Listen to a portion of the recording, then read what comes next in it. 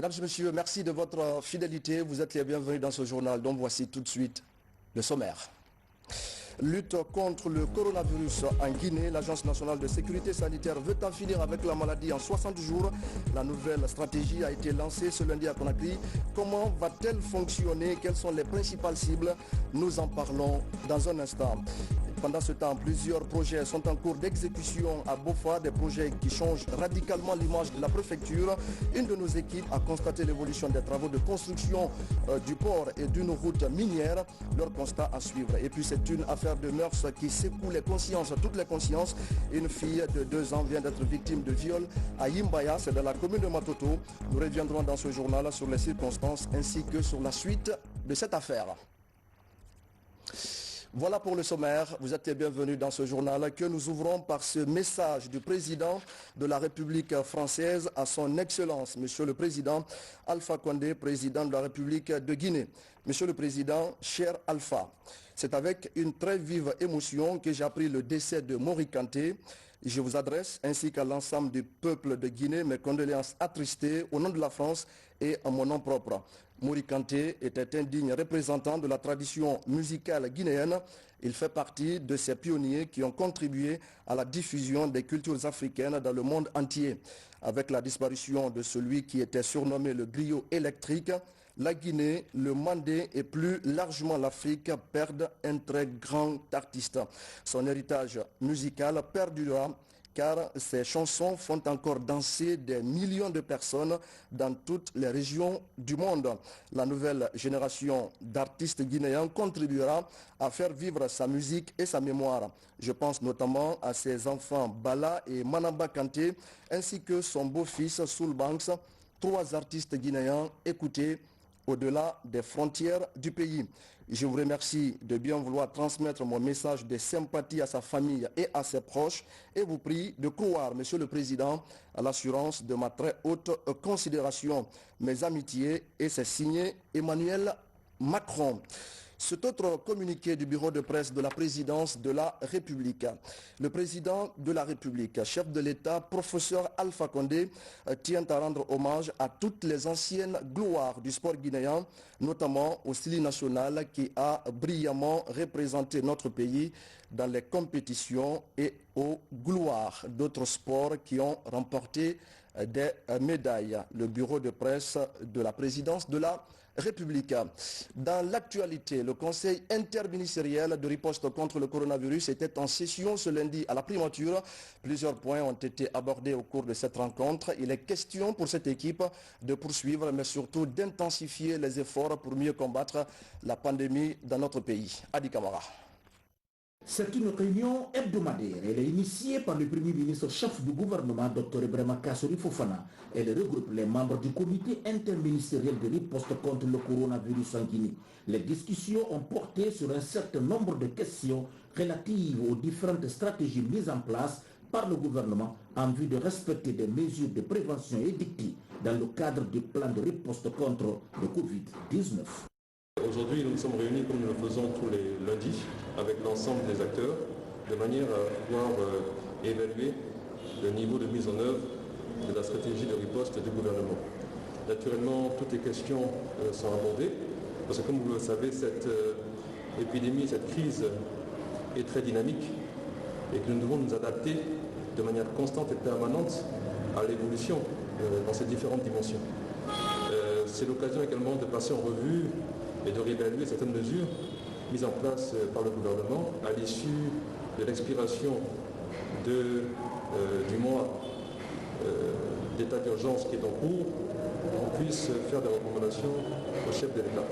À travers ce comité interministériel, le gouvernement privilégie les initiatives et autres actions de recherche, de communication, de renforcement des capacités et de financement des activités. Et pendant ce temps, je le disais au sommaire, l'Agence nationale de sécurité sanitaire veut en finir avec le coronavirus en 60 jours. C'est une campagne qui repose essentiellement sur l'engagement des communautés et déjà plus de 3000 familles acceptent de s'isoler pour 14 jours, période au cours de laquelle elles vont bénéficier d'une assistance alimentaire et financière. Le point avec Mamadi Terna Kamisoko. C'est parti pour 2 mois d'intenses activités communautaires à Conakry et dans les villes de Koya et de Breka. Le lancement officiel de la stratégie Stop Covid en 60 jours, mobilisons-nous, réunis autour des autorités sanitaires, élus locaux, acteurs de la société civile et partenaires techniques et financiers de la Guinée. Plus de 3000 familles ayant des cas confirmés, suspects ou contacts de coronavirus acceptent un isolement volontaire de 14 jours. Une période au cours de laquelle chaque ménage recevra un sac de riz, des kits sanitaires et une enveloppe de 840 000 francs guinéens. En tout, pour cette stratégie, nous avons estimé autour de 3500 ménages qui vont être isolés, non seulement à Conakry, mais dans les villes voisines. Donc nous pensons qu'en 6 semaines, c'est-à-dire 45 jours, on doit pouvoir avoir 0 notification journalière. Si on a ça, pendant plus 2 fois la période d'incubation qui est 1 mois, la Guinée peut se taper les mains qu'elle a stoppé l'avancée communautaire de cette maladie. Donc on ne peut pas réussir sans que chacun ne donne sa contribution. Porter correctement les bavettes, c'est ta contribution. Veiller à ce que ton voisinage porte les bavettes, c'est ta contribution. Et laver les mains et surtout apporter ta contribution pour que les ménages qui vont être isolés puissent le passer dans les meilleures conditions possibles.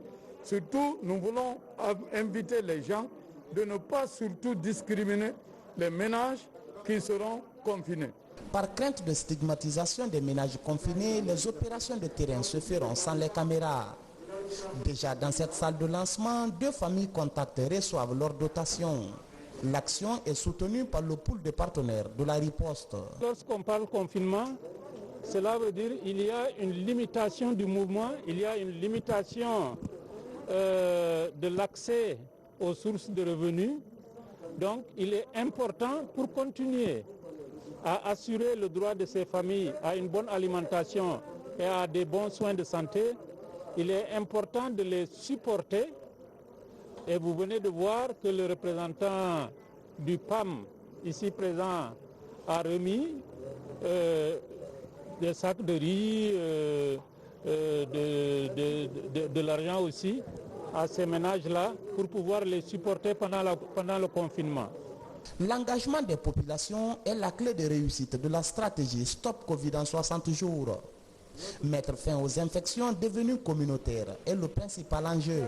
Quel que soit l'enjeu, quelle que soit l'importance des mesures qui vont être prises, si les populations ne nous accompagnent pas, nous aurons toujours des soucis dans le cadre de cette riposte. C'est pourquoi nous en appelons à l'esprit de tout un chacun, conformément à l'appel d'ailleurs qui a été formulé par son Excellence, Monsieur le Président de la République et des autorités sanitaires à tous les niveaux, pour que les populations soient avec nous et qu'elles soient fortement sensibilisées. Pour mieux encadrer le confinement, des agents communautaires et des médecins seront déployés dans les quartiers concernés. L'objectif est de prévenir tout mouvement pendant cette période d'isolement volontaire de 14 jours. En attendant, arrêtons-nous un instant sur ces projets portés par le Conseil scientifique. Ils sont 3 projets qui recherchent un médicament contre le coronavirus. Les essais sont lancés depuis ce matin à Conakry et doivent permettre d'évaluer l'efficacité des produits qui sont fabriqués en Guinée. Voici pour comprendre les explications de Francis Collier. L'Institut de recherche et de développement des plantes médicinales et alimentaires de Guinée a travaillé sur l'artémisia annua, le quinquina et les phytomédicaments. Les recherches sur ces espèces végétales donnent une hypothèse de potentiel thérapeutique. Notre pays a cette chance d'avoir une flore particulière et c'est pour ces raisons qu'il faudrait non seulement étudier et valoriser la médecine traditionnelle, mais également la pharmacopée. Donc les 2 premiers projets en particulier, portent sur des plantes de chez nous. On croise les doigts pour que l'Afrique également arrive à mettre au point un médicament made in Africa. Protocole scientifique oblige, les 3 projets vont entrer dans la phase d'essai clinique pendant 3 mois afin d'évaluer leur efficacité. Le ministère en charge de la recherche scientifique et celui de la santé encourage cet élan des chercheurs guinéens. Pour le représentant de l'OMS, le respect du protocole des essais cliniques est une garantie de l'émergence de la recherche scientifique en Afrique.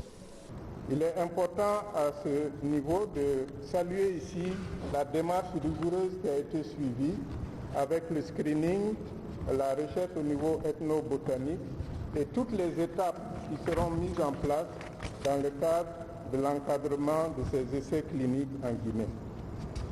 Je voudrais insister encore que l'OMS vise d'abord, selon le principe premièrement ne pas nuire, à assurer que le bénéfice de toutes les thérapeutiques et de tous les médicaments surpasse les risques encourus par leur utilisation. Le quinquennat, les phytomédicaments tirés de la flore guinéenne feront l'objet d'essais cliniques. L'évaluation d'Artemisia doit encore attendre. Ces recherches et travaux du Conseil scientifique de riposte sont soutenus par le président de la République. Et nous allons maintenant prendre la direction de Bofa. Bofa qui est devenue une véritable zone minière en raison notamment de la présence sur place de plusieurs projets. Et si certains de ces projets sont en phase de production, d'autres sont très avancés dans la construction. Nos reporters se sont rendus sur certains chantiers d'un de ces projets, Lassé Koulibaly. Plus de 10 mois après le lancement des travaux du projet minier Bauxite Kimbo dans la préfecture de Bofa, le chantier avance à la satisfaction des responsables. Porté par un promoteur guinéen, ancien sociétaire du AFIA 77, les travaux de construction du port sont exécutés à plus de 80% et la route minière à 60%. Si ce n'était pas le problème de pandémie, je pense que les choses allaient être finies maintenant. Je ne fais que remercier surtout, Monsieur le Président. Vous voyez, ça c'est pas pour moi, c'est pour le futur, c'est pour nos enfants. C'est pour la Guinée et plus particulièrement la région de Bofa. Avec ces deux quais en phase de production, la capacité est estimée à plus de 20 millions de tonnes par an. Notre travaux commence depuis le mars de 2019 et le port, il y a deux quais, la majorité de travaux sont déjà complis et avec un stockage plus de 90 000 mètres carrés. Mais à cause de l'épidémie, nos travaux sont maintenant suspendus. S'il y a un marché de bauxite, en fait notre opération, les conditions d'opération, on peut atteindre ça. Avec le succès de notre projet, on va accélérer le développement de la bauxite et le développement économique du district Bofa. À en croire les responsables, ce projet, une fois opérationnel, va générer plus de 250 emplois directs et améliorer les conditions de vie des communautés impactées. Et puis, bientôt, un complexe de 12 MW dans le district de Kakara. Nous sommes à Bofa. C'est une initiative du gouvernement pour favoriser la desserte en courant électrique. L'entreprise en charge des travaux vient de procéder à l'ouverture d'une route de 15 km. L'objectif est de faciliter l'exécution correcte des travaux sur le site. Le point avec Younoussa Tawel Kamara.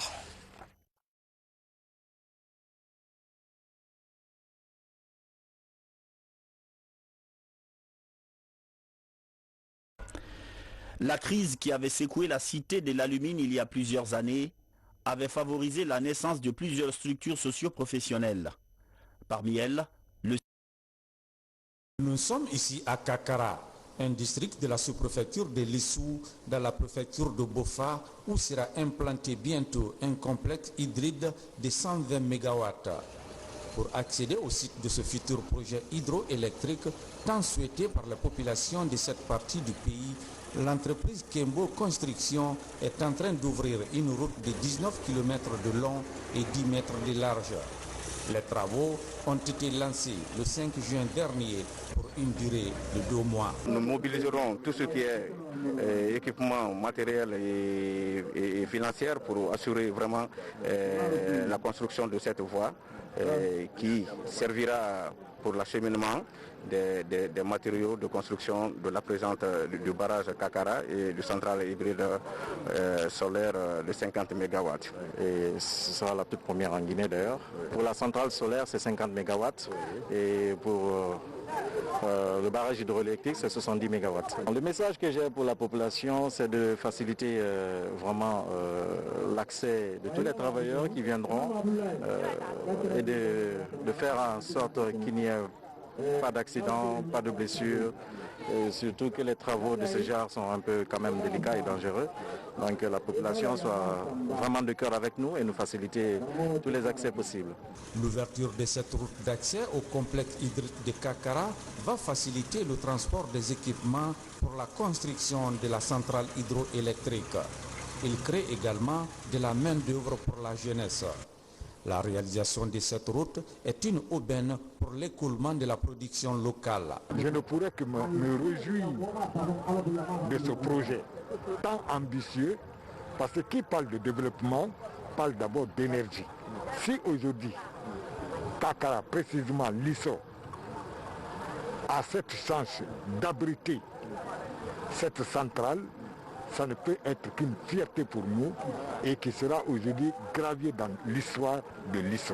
Ce projet de construction de la centrale hydroélectrique de Kakara fait partie des priorités du gouvernement pour résoudre le déficit énergétique à travers les énergies renouvelables. En venons maintenant à ce sourire, celui que le chef de l'État, professeur Alpha Condé, pose sur les lèvres des femmes de Fria, des femmes qui évoluent dans le domaine de la ferraille. C'est une activité, vous le savez, qui pèse et qui présente même parfois des risques. Le président de la République a donc décidé d'apporter son soutien financier en vue de permettre à ces femmes de faire prospérer leurs opérations. Alia Kamara. La crise qui avait secoué la cité de l'alumine il y a plusieurs années avait favorisé la naissance de plusieurs structures socio-professionnelles. Parmi elles, le secteur de la ferraille.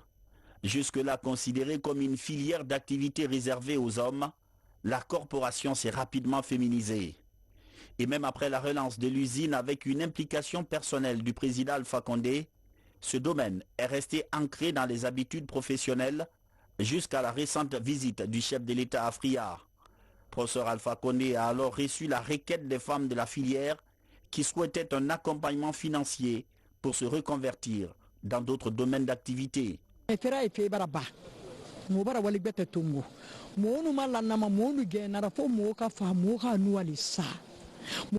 Ce métier n'est plus qu'un souvenir.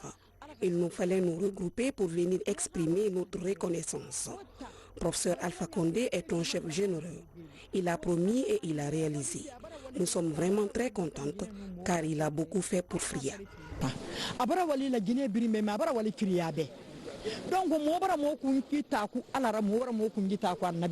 La somme s'élève à 200 millions de francs guinéens. L'enveloppe va servir à financer plusieurs projets dans le cadre de l'autonomisation de ces femmes. Pour le moment, les fonds sont domiciliés dans une banque de la préfecture en attendant la définition de la clé de répartition. À cet effet, une réunion d'explication est convoquée chez le doyen de la localité. Professeur Alpha Kondaga Mangea, depuis Magoro 2010, on a enfin Guinée nous dit menambe. Professeur Alpha Condé a décidé de mettre sa gouvernance sous le signe de la promotion des jeunes et des femmes. Lors de son dernier passage ici, le chef de l'État a constaté que les femmes ferrailleurs souffrent. Il a décidé de leur apporter son aide pour les aider grâce à la bénédiction des sages.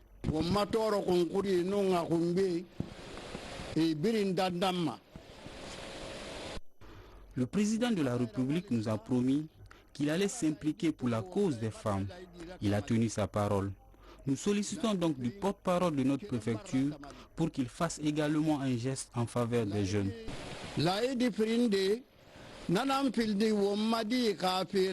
Les 200 millions de francs guinéens seront utilisés pour financer la phase de transition professionnelle de plusieurs dizaines de femmes.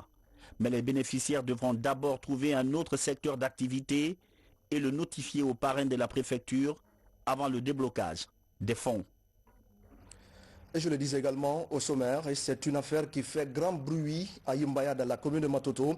Là-bas, c'est une fille de 2 ans qui vient d'être victime d'abus sexuels.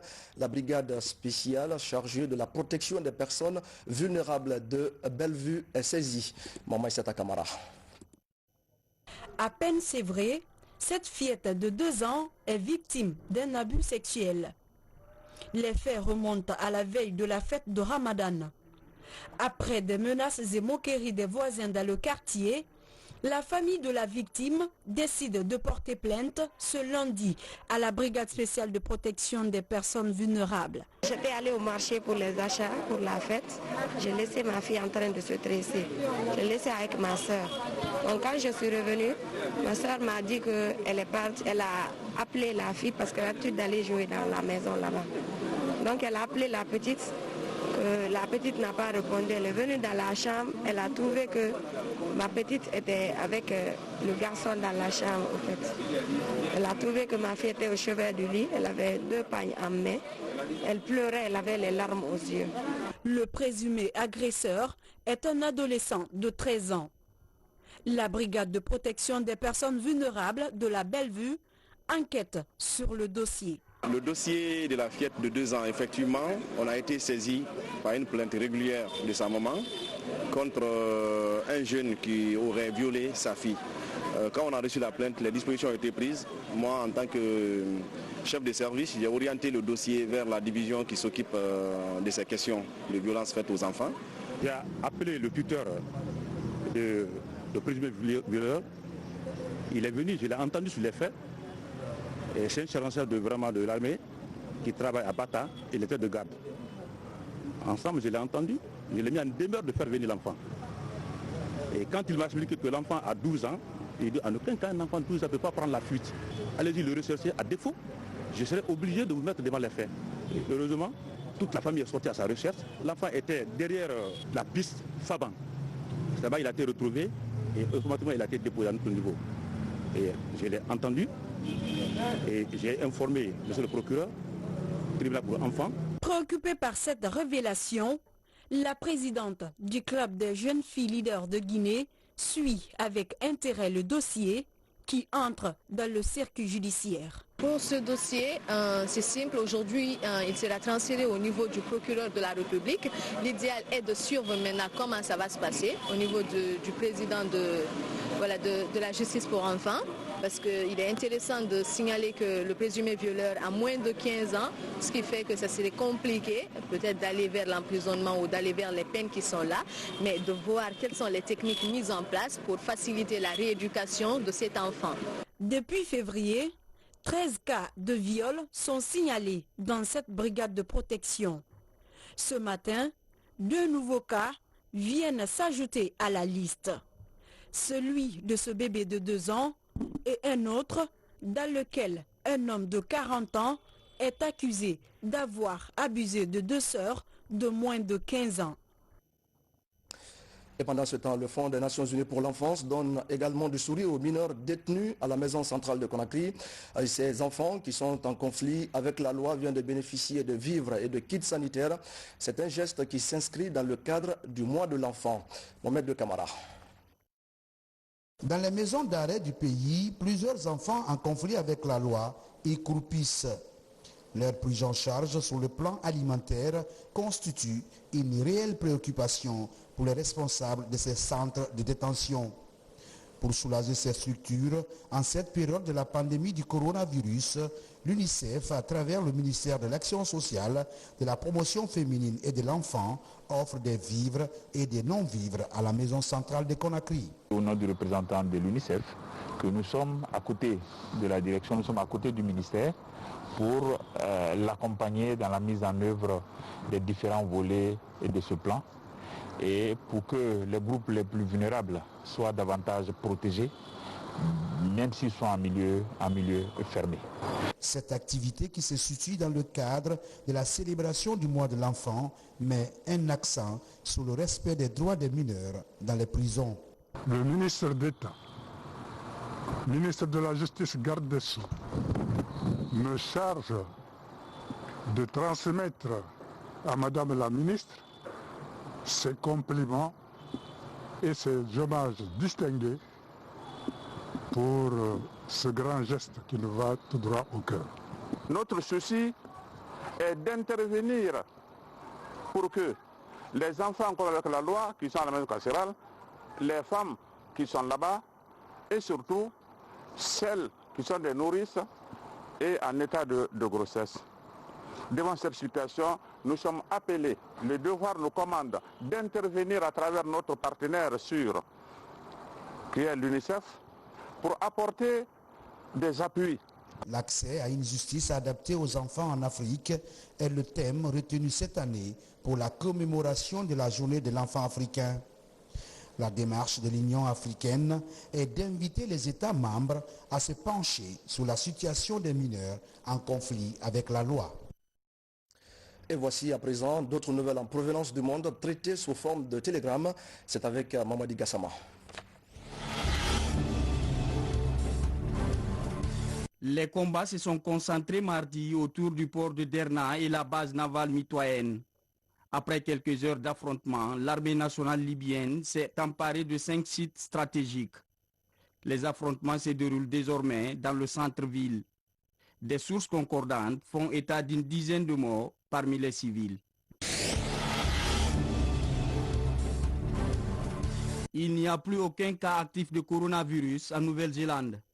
Les autorités sanitaires l'ont annoncé ce lundi après la sortie du dernier patient qui était encore à l'isolement. Du coup, le pays a levé toutes ses restrictions nationales. La première compétition professionnelle de rugby au monde pourra même reprendre avec un public en tribune. La chef du gouvernement a toutefois mis en garde.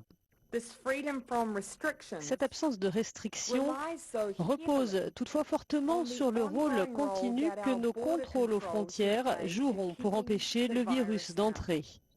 Nous devons rester conscients de la situation mondiale et de la dure réalité que le virus est dans ce monde pour encore un certain temps.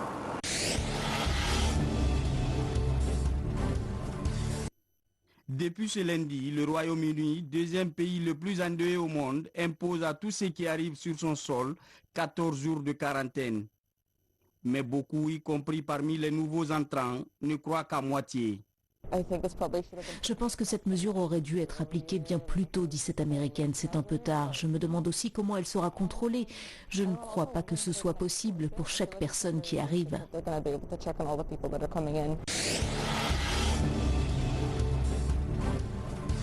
L'ancien patron de l'athlétisme mondial, Lamine Diack, arrive au tribunal de Paris pour être jugé sur un pacte de corruption présumé visant à protéger des athlètes russes dopés.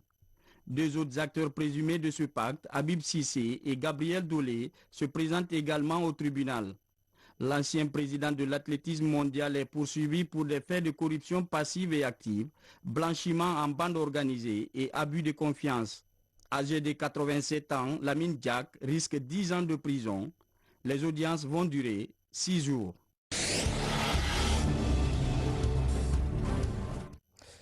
Et nous allons encore parler du coronavirus et de ses conséquences en Guinée. Le secteur des loisirs est fortement touché par la pandémie. Les boîtes de nuit sont fermées, les restaurants n'offrent que du service minimum et les employés sont mis en congé technique. Une situation qui frappe les promoteurs au portefeuille. Le constat avec Makeme Donzo. Comme un peu partout dans le monde, la pandémie liée au Covid-19 a provoqué la fermeture des lieux de loisirs. C'est le cas de la boîte Le Reflet, situé à Sangoya.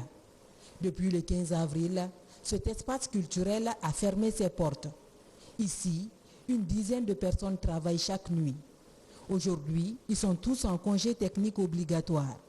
Le personnel garde le moral et croit à un retour après le passage de la pandémie. Il y a un programme donné. Chaque semaine, les artistes jouent 2 fois, le jeudi et le dimanche. Ils sont là, ils jouent en live. Tout ça là est arrêté. C'est dans ça maintenant que je peux payer des travailleurs, tout ça là quoi. Mais pour le moment, rien ne marche pour le moment. On est en très grande difficulté pour le moment quoi. Les espaces réservés aux enfants ne sont pas épargnés par des méfaits de la maladie. Prima Center par exemple fait partie des lieux les plus convoités du pays à cause de multiples jeux qu'on y trouve. On a eu des baisses de chiffre d'affaires. Alors il y a une baisse de chiffre d'affaires qui est liée au mois de Ramadan, ça ce qui est annuel, on la connaît. mais elle a été plus violente cette année parce que la baisse de chiffre d'affaires avait commencé avant le ramadan et s'est fait sentir. On parle pour certaines activités, donc comme pour la glace ou le popcorn, de 80% de baisse de chiffre d'affaires. Les restaurants sont aussi touchés par cette crise sanitaire. Au Wafou par exemple, le menu n'a pas changé, mais la clientèle a diminué malgré la qualité des plats servis. Sur 7 employés, seulement 2 sont maintenus pour satisfaire les habitués. Le restaurant survit grâce à la livraison à domicile. Par moment, nous avons des clients qui nous appellent, ils veulent des emporter, ils restent même dehors, ils ne rentrent pas. Et on va leur donner leur repas dans leur voiture ou bien on livre à domicile. Nous faisons des livraisons à domicile. La baisse des chiffres d'affaires n'empêche pas certains patrons du centre à s'acquitter de leurs obligations fiscales. Nous sommes PME, on est obligatoire de payer. On a impôt à payer, tout à payer quoi. Si le gouvernement peut tout le gouvernement peut venir en dette, ça va nous arranger, ça sera très bien. Pour le moment, ces secteurs payent le prix de la pandémie qui chamboule l'humanité. Ils espèrent un allègement des mesures de restriction liées au Covid-19, surtout que le taux de guéris accroît à grands pas. Et c'est la fin de cette édition d'information. Merci à toutes les équipes qui m'ont aidé à la préparer et à la présenter. Mesdames et messieurs, à vous aussi, merci de votre fidélité. Prenez soin de vous, prenez soin des autres.